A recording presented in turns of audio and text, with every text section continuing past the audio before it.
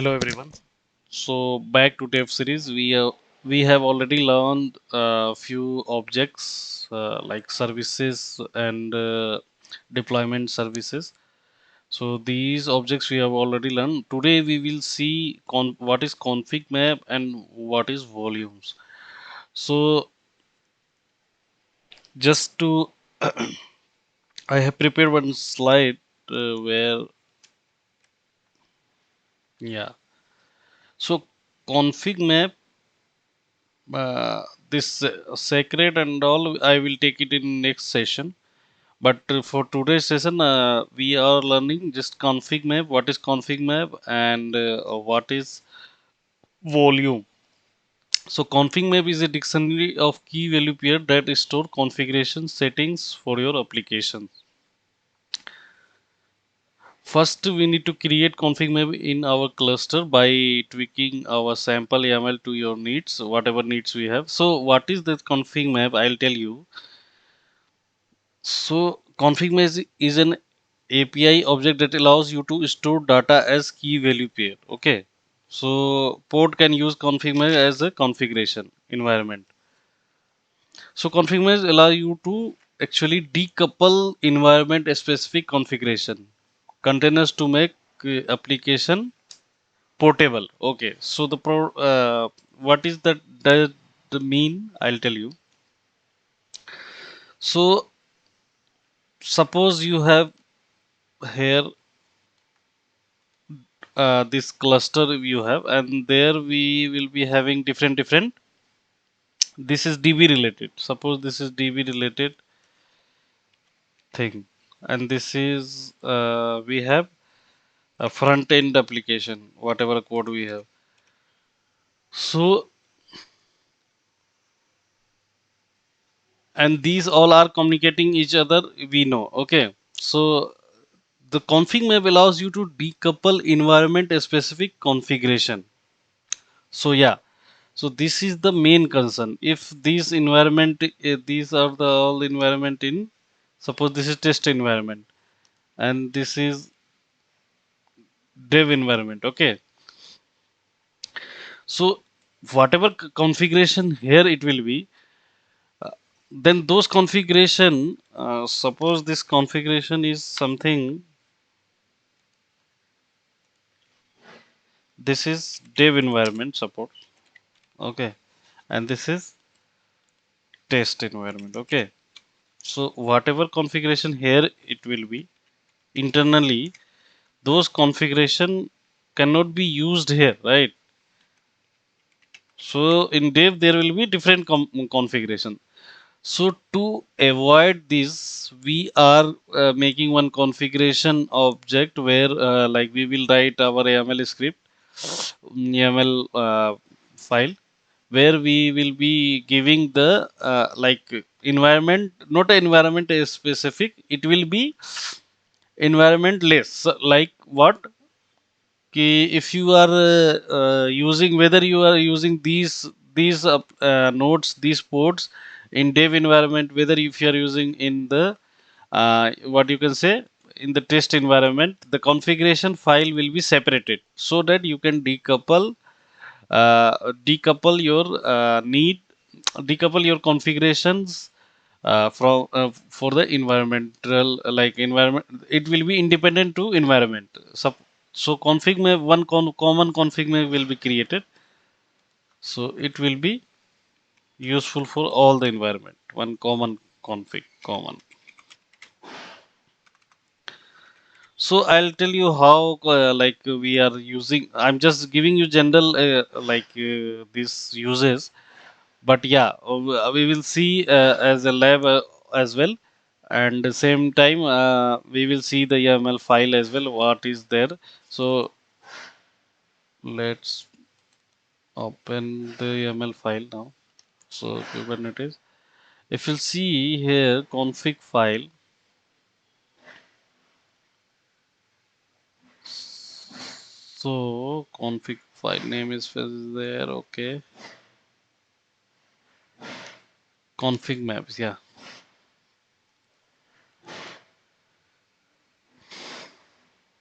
So this is the YAML file called config map.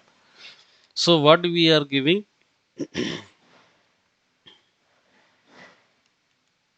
okay. So this is the kind is deployment, and everything will be same, okay. So config as in we are just setting up all the few few attribute as in port and all, to separate all these thing, to separate the environment, so that it will should be decoupled. So this kind will be deployment as well, and the metadata, these thing already I have explained in the previous video. So specification will give the same. Container is also same. Then here we are using like environment. So environment, I'll tell you what is the namespace and environment, what is the difference and how it is using. So these we are using container port, and image pool secret is register secret. I will explain you about the secret as well. But for now, you understand this is the actually config maps file, okay. Deploy secret with the service secret, okay. So this is the config. So this is actually used for config. What is used for config? Basically, there will be a port wise port and front end the port. For these ports, suppose this is the one port and this is one port, and the both are port having different IP address, right? And these are the stores in the configuration thing.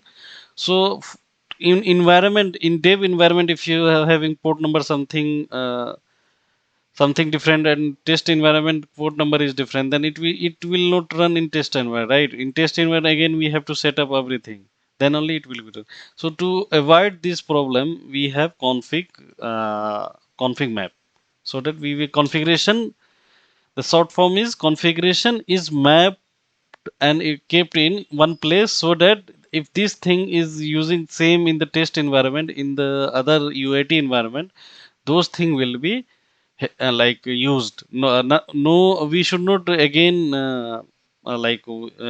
create the configuration file. So if you configuration for this configuration, it will be used as well. Here it is common configuration will be created and it will be kept in this thing.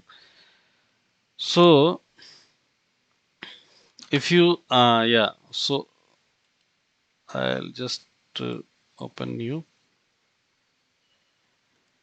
So yeah, so now we'll see what is volumes, why we are going for volumes actually. So volume is something we need to understand, okay. So volume is nothing but you can say so oh, yeah, volumes we can say is let me share the PPT as well. So what is config make? Config is a Kubernetes API object that can be used to store data. This thing I have already explained. So yeah, environment variable, command line argument. Yeah, this thing already volume on disk files. Yeah, so this is the volume on disk file in a container or ephemeral, which presents some problems for non-trivial application when running in container. So one problem occurs when a container crashes or is stopped. Container state is not safe, so all of the files that were created modified during the lifetime of the container are lost. During crash, Kubernetes restarts and container with a clean state. Another problem occurs when multiple containers are running in a pod and need to share files. It can be challenging to set up and access shared file system across all the containers. The Kubernetes volume abstraction solve both of these problems. The familiarity with the repository is suggested. So this is the basic what you can understanding you can say. So what happens when you are just running a container, one problem occurs when container crashes or stops, okay, or some container is running already, okay. So if it is stops or crashes, w- in that whatever the data will be there, no, all the files or data, all the this information will be uh, lost. It will be not like kept it like in the cache or whatever it is. So during crash, kubelet restart the container with a clean state. Okay. So kubelet, what it will do? No, it will when it will once crash, no, all the data will be lost and it will be restarting the container. Another problem occurs when multiple containers are running pod and need to share files, right? So if you are seeing multiple containers are running, the Kubernetes, it can be challenging to set up and access a shared file system across all of the containers. Then there comes into Kubernetes volume abstraction. So what happens? No, I'll explain you in the general term.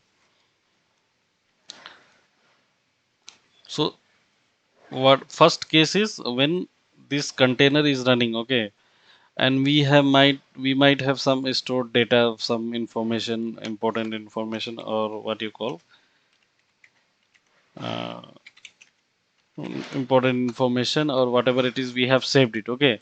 But when the time it got crashes now, so it got crashes up like some time, okay. So what will happen? This all information will be removed, and again the container it will be starting. Kubelet will be starting container freshly. So all these data will be important information, important data will be lost, and the freshly container will be starting. So this is the problem we have faced, and here comes to volume. If you have created volume for this container, no, so these all the important data will be stored somewhere in the volume section, okay, and these data will be persistent. So if you have created volume, this data will be persistent, and you can say in the volume part, uh, like it will be, you can restore those data, you can fetch those data again. So that's why volume come into picture. And another thing, if multiple container is running and we need to share the files to this container to this container, what we will do, we will create volume for this container, we will create volume for this container, okay. So both the containers have volume. Now we can share this file easily from to here to here easily. So if you are here, like, you will say ki why we are not sharing from this to this. So volume will be extracted from here and it will kept in somewhere, and now we can share easily, right? Rather than sharing inside from here, connecting and all. So this is the volume actually. So if you'll see the volume YAML file, so definition. So I'll tell you how to create volume and how we are using in the next lab section. So where I will be explaining this thing, complete lab part. So that's all for today. Thank you. Thanks for watching. Please subscribe and like the video.